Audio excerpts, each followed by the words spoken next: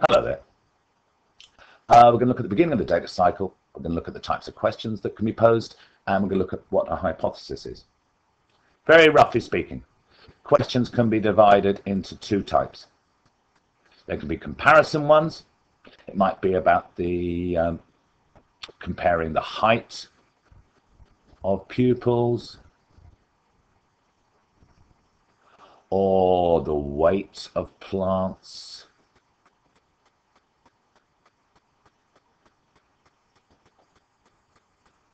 or the popularity of someone or something. It could be the popularity of a football team, or it could be the popularity of a belief.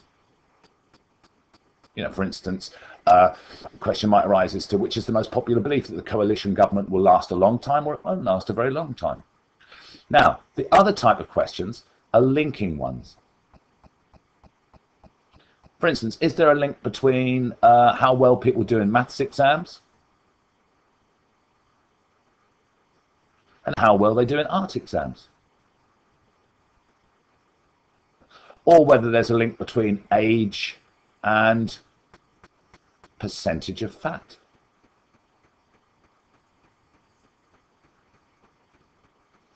Now, as I said, very roughly, the two categories in which we can put questions. What's a hypothesis then? A hypothesis is an answer before we gathered the facts. So, say the question had been about the height of Year 8 pupils. The hypothesis might be that boys in Year 8 are taller. Again, a comparison type question. Most people, which is a popularity one, I'll explain why in a moment, most people think the government won't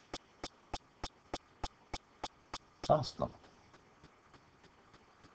Now, why is that a comparison one? Because really what we're saying is that when we look at the different things that people think, the most popular beliefs, that the most popular belief will be that they won't last very long. We're comparing what they think, what they believe.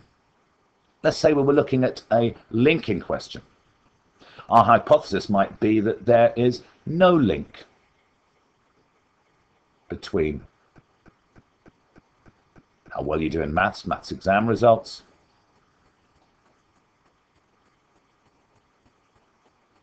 and art results.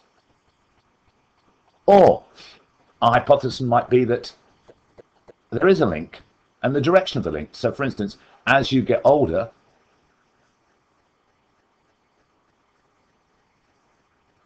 you have less percentage or lesser percentage of fat.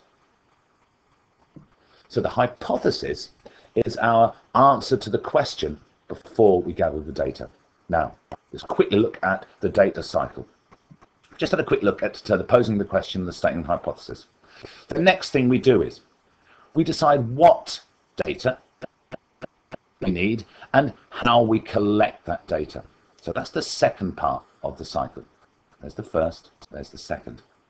Now, once that's occurred, we then move to the third part here. That's where we organize it, put it into a table, and we analyze it.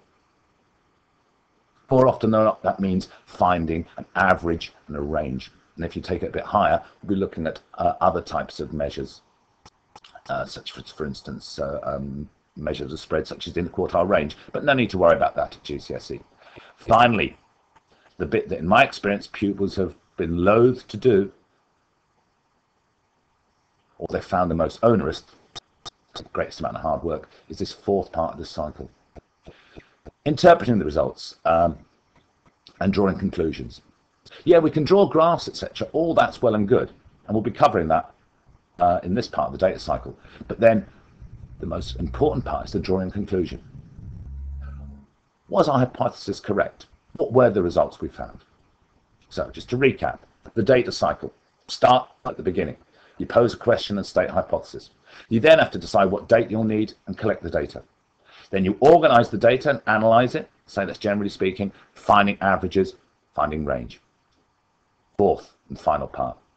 You interpret the results, display them in graphs, and you write at least a couple of lines about what your conclusions were. Anyway, thank you for listening.